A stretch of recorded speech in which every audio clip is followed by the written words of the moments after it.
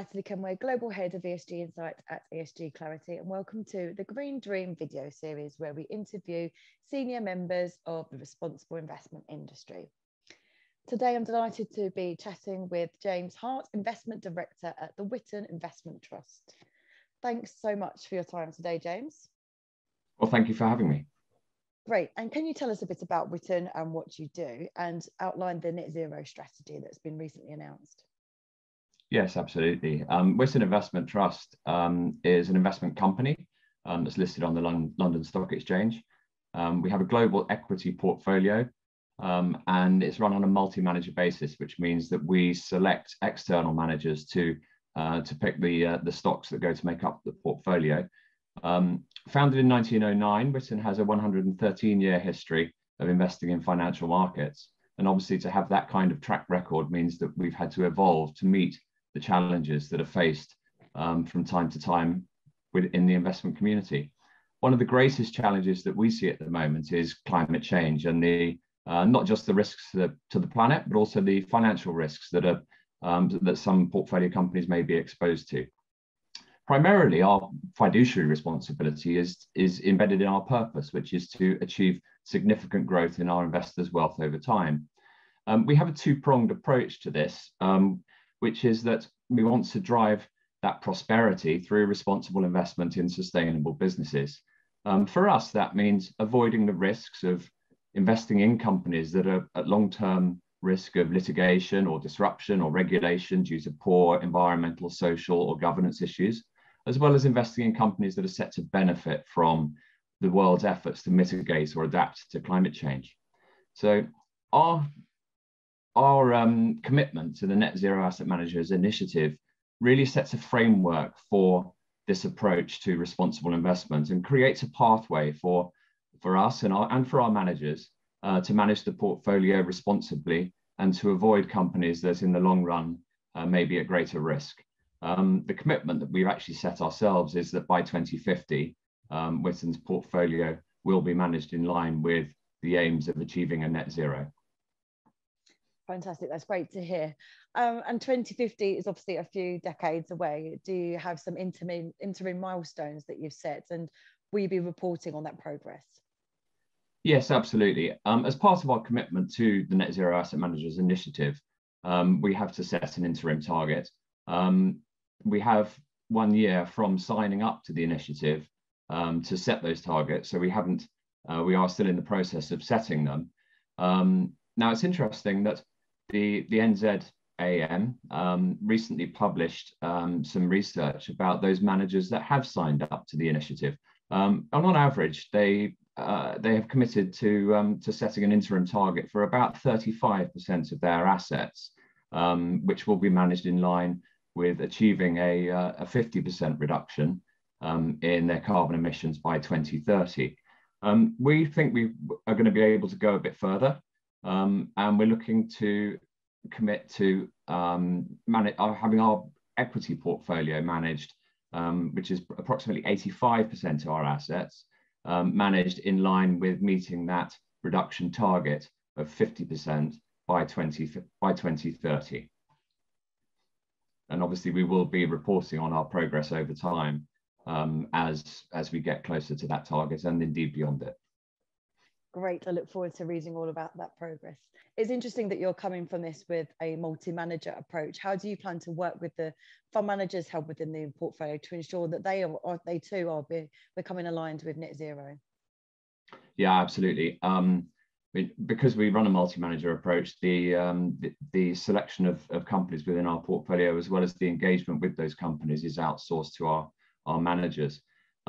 We feel first and foremost that a blanket exclusion policy runs counter not only to the aims of the Net Zero Asset Managers initiative, but is also detrimental to the overall impact of a net zero strategy. So we're not going to stop our managers from owning companies or companies in particular sectors. But what is important is that we monitor our portfolio, we engage with our managers, and our managers engage with underlying companies to help improve those companies over time. So we use tools such as the Transition Pathway Initiative, Sustainalytics and the like to monitor the portfolios. We expect our manager portfolios to be aligned with our commitments and targets. And so we will encourage them to engage with underlying companies.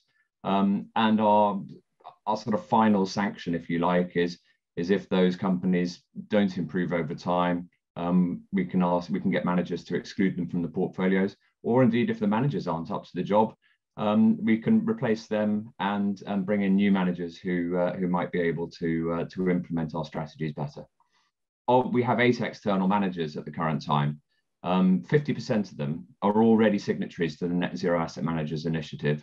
And another 2 have portfolios that are aligned with the aims of the initiative. So we already have a significant majority of our managers who are aligned with the aims of the initiative. Fantastic. It'll be interesting to see how that progresses going forward, seeing all those fund managers take this on board. Can you highlight some funds or holdings within the portfolio, or themes even, that you think will play a significant part in this transition to net zero? Yes, indeed. There are some that are quite obvious and some that are perhaps a little less obvious. Our largest investment is currently in a fund run by GMO, that's Grantham Mayo, called the GMO Global Climate Change Fund. For those that don't know, Grantham Mayo was set up by a chap called Jeremy Grantham. Jeremy is an outspoken and authoritative philanthropic character within the environmental space. And he's a very strong advocate of the role that the financial community can play in combating climate change. The idea of this fund is to invest in companies that they judge to be beneficial, that will be beneficial or benefit from the efforts to mitigate and combat climate change. We have another investment in a company called VH Global Sustainable Energy Opportunities. That is a portfolio of infrastructure companies that are helping to accelerate the move to clean energy.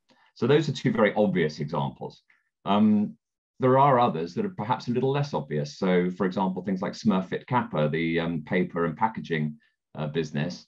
The idea behind that investment is obviously that as the world moves away from single-use plastics and other materials that are used in food retail, the paper and packaging industry can help supplement those dirtier packaging materials with better recycled capabilities. And one that's I think is probably the least obvious is a company like ArcelorMittal Steel. Now, you might look at a steel company and think, crikey, that's not very clean. But ArcelorMittal are really leading the way among one or 2 other steelmaking businesses. And they are at the forefront of trying to develop low carbon steelmaking processes, and are also investing in efforts to develop green hydrogen for use in the future in their steelmaking capacity. And of course, if we want to transition to a low carbon economy, we're going to need to use lots of steel to build out the infrastructure. The wind turbines, for example, are very difficult to make without the use of steel. So an essential product, but a company that is at the leading edge of trying to develop cleaner ways of producing that material. Yes, absolutely. We need steel to make these wind turbines, and it's important to take these kinds of companies with us on this transition, I think. Absolutely. Yeah. Our final question, which we always end the Green Dream with, is what is your favourite sustainable drink or snack? Mine's going to be a slightly off the wall answer, I think, Natalie. My favourite drink is Campari and soda. So you might not think that that's a sustainable drink, particularly with when you need to use soda water to make the drink. But I think the way that I look at it is to say, well, if you buy soda water in a bottle, it's 1,000 times more energy, uses 1,000 times more energy than it does to deliver water through your tap into your kitchen. So my favorite sustainable drink is actually a gadget. My wife bought it for me for Christmas. It's called My Soda, and it's a Finnish company that makes a machine that creates soda water out of tap water. And so that obviously means that you don't use bottles, you don't use single-use plastics, and you don't burn lots of energy to transport bottles from source to the home.